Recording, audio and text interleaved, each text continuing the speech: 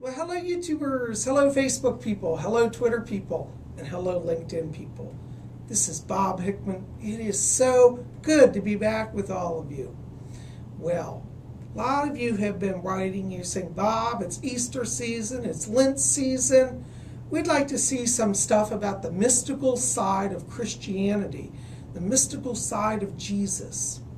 And you know what? If we look at that, I really do think that Jesus is very profound, and his life is filled with mysticism. From his birth, which came through the announcement of an angel, to his death, to his mystical resurrection. You know, there are a lot of people who saw Jesus resurrect, and I, for one, actually believe that happened. I believe he was on earth. I believe he came from the spirit world. I believe that he did miracles.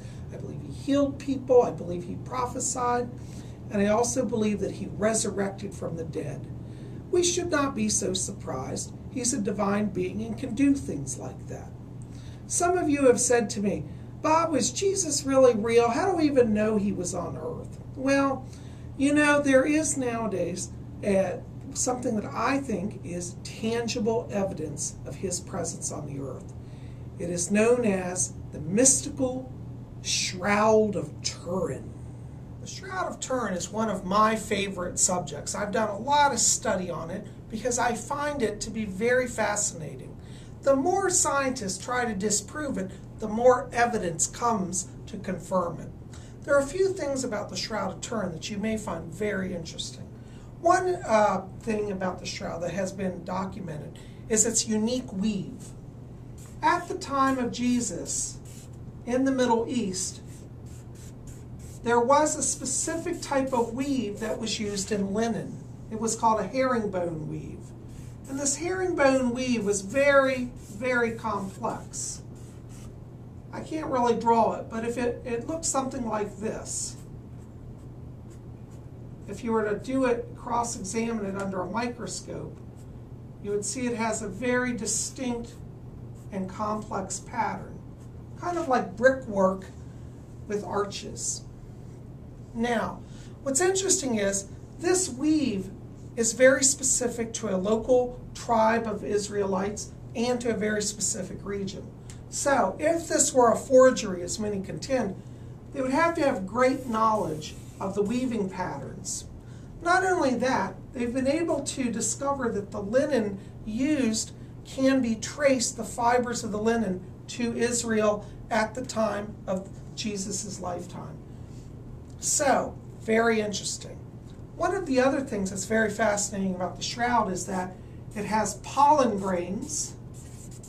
Am I spelling that right? Pollen, P-O-L-L-E-N? Anyways, you know the word. Pollen, plant fibers, residue, pollen, that actually is very specific to the same region as where the weave pattern exists. These pollen grains are from specific plants that only grow in this specific region of the world. Now, interestingly, scientists have uncovered this in the recent years through microscopic studies. Another factor of the shroud that makes it very fascinating is also that besides the weave and the pollen, the carbon dating also places it at the time of Christ, approximately 1st century AD.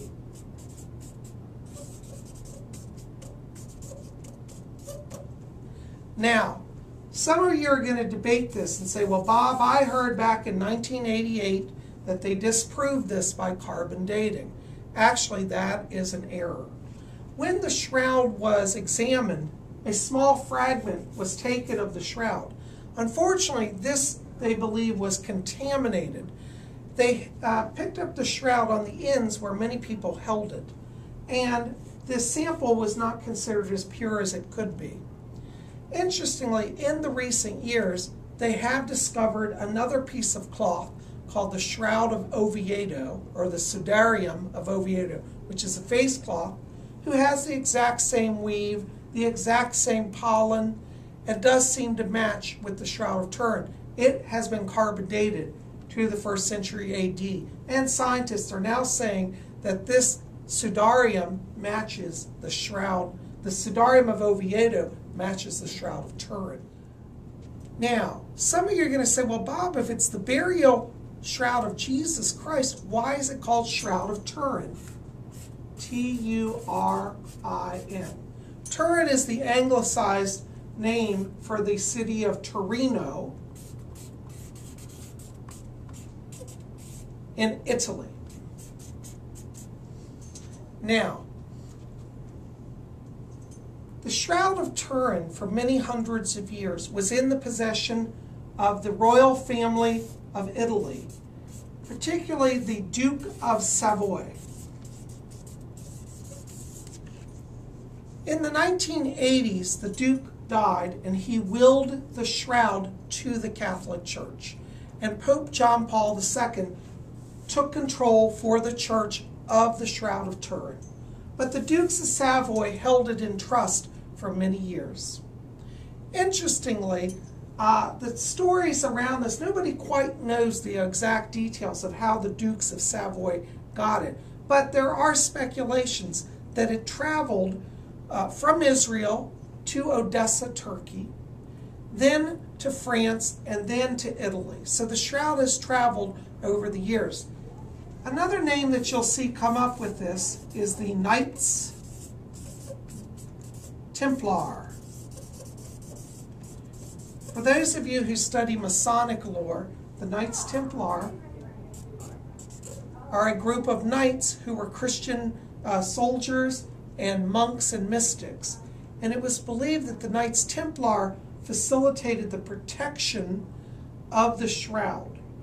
The shroud at one point went to Constantinople, which is now modern-day Greece, but Constantinople was attacked, and the knights took the shroud in their possession and saved it, and eventually it worked its way into the royal family of the Dukes of Savoy, where it remained until the 1980s. As I've said, I have been a student of studying the Shroud of Turin for many years, and I've always found it fascinating. Some of you may say, well, Bob, I've never seen the Shroud of Turin. What is that? What does it look like? Well, you know, there comes a point in one's studies where one says, you know what? To learn more, I have to take it up a step. And after a while, a picture from the internet just doesn't work. So I decided to acquire a life-size copy of the Shroud of Turin. You guys are in for a treat today because, behold, this is my life-size Shroud of Turin.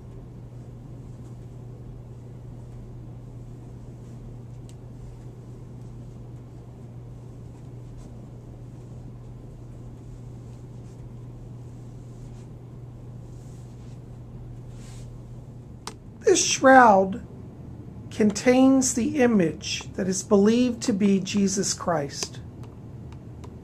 How the image arrived on the shroud is quite a mystery. Scientists up till now have been dumbfounded as to how such a clear image of a man crucified could be made. I should probably clarify that this image is actually an image of the negative of the Shroud of Turin. In the late 1800s, a photographer was photographing the shroud. The original shroud is actually very faint, but once photographed, when looking at the negatives, one can see clearer detail. The face of Jesus becomes lifelike and three-dimensional. What's interesting is that scientists who have studied the imagery around the face have discovered that when run through a computer program, it contains exact three-dimensional information. It's quite a mystery. At the top of the head here, you'll notice that there are what have been proven actually to be blood stains. It was believed that Jesus had a crown of thorns at the crucifixion. They have typed the blood and discovered it is human blood of a male. As we go down here, one of the other fascinating features are the hands. And you can see here the hands, and contrary to popular belief, Jesus was not crucified through the palm of the hand, but through the wrists. Doctors who have examined the shroud say that the wounds are consistent with actual crucifixion. The spots along the side here are actually not bloodstains, but damage, water damage and fire damage. In the Middle Ages, the cathedral in Turin caught fire, and the shroud was slightly damaged. Amazingly, it was not destroyed, and the main image has been preserved, fortunately. The doctors have also discovered a wound in the side, which is consistent with the gospel accounts of Jesus being stabbed, and there is blood that has been tested here as well. That corresponds to human blood.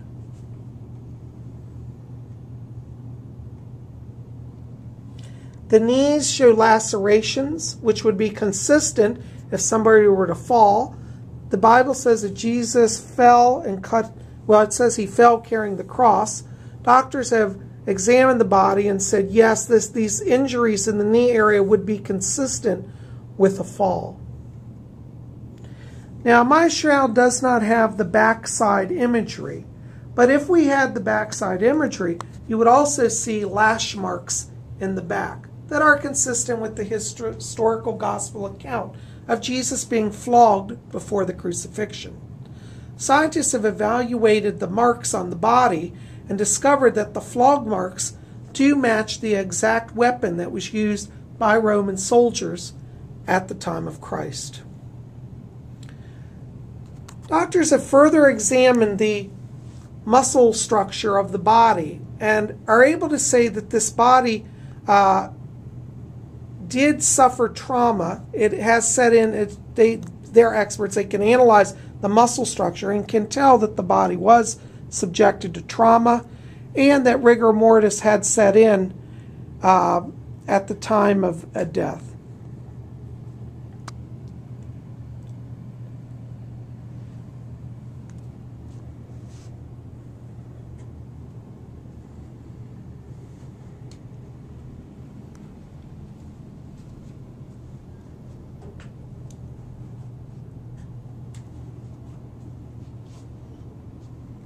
Another amazing thing is that scientists have discovered that this is not a painting, there are no inks involved, and the image only penetrates to the first microfiber layer of the image.